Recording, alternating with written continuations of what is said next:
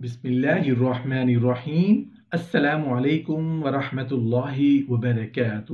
نورانی خواب کی حقیقت کیا ہے؟ محترم ناظرین، اولیاء کرام میں سے اللہ کے ایک ولی بیمار ہو گئے۔ وہ خود فرماتے ہیں کہ میرا مرض جب شدت اختیار کر گیا اور میرے متعلقین اور متوسلین میری صحت سے مایوس ہو گئے تو میں نے جمعہ کی رات کو خواب میں دیکھا کہ ایک نورانی وجود میرے پاس تشریف لایا اور میرے سرہانے بیٹھ گیا، اور پھر اس کے بعد اور بھی بہت سے لوگ میرے گھر میں داخل ہوئے۔ وہ لوگ گھر میں داخل ہوتے وقت پرندوں کی مثل تھے، اور جب بیٹھ گئے تو انسانوں کی شکل میں ہو گئے۔ اسی طرح کئی لوگ اندر آتے رہے اور میں دیکھتا رہا۔ جب سب لوگ اندر آ گئے تو اس نورانی وجود مسعود نے اپنا سر مبارک اٹھایا اور فرمایا، میں اس شہر میں 3 آدمیوں کی عیادت کے لیے آیا ہوں۔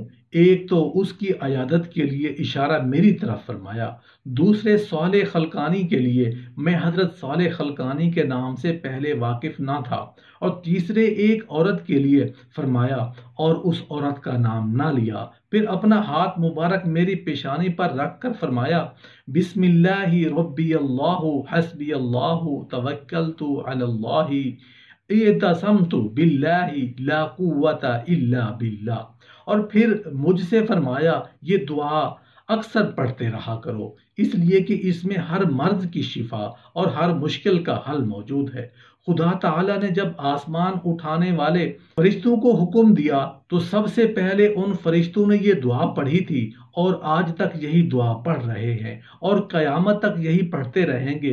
پھر اس نورانی وجود و مسعود کی دائیں جانب جو صاحب بیٹھے تھے وہ بولے، یا رسول اللہ صلی اللہ علیہ وآلہ وسلم، اگر یہ دعا دشمن کے مقابلہ میں پڑھی جائے تو؟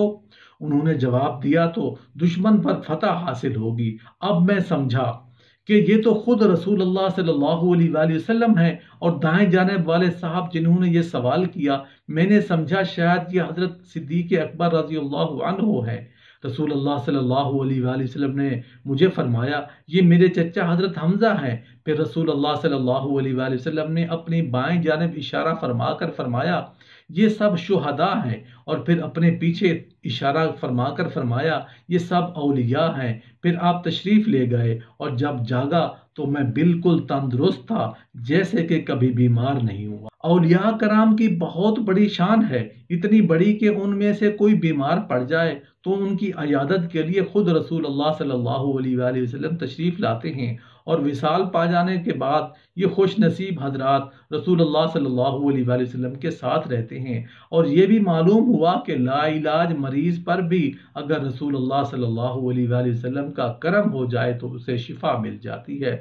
اور یہ بھی معلوم ہوا کہ رسول اللہ صلی اللہ علیہ وآلہ وسلم اپنی امت کے جملہ حالات سے آج بھی باخبر ہیں۔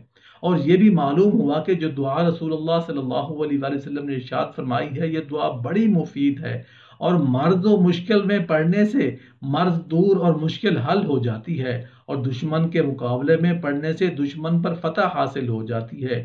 لہٰذا یہ دعا مسلمانوں کو یاد کر لینا چاہیے۔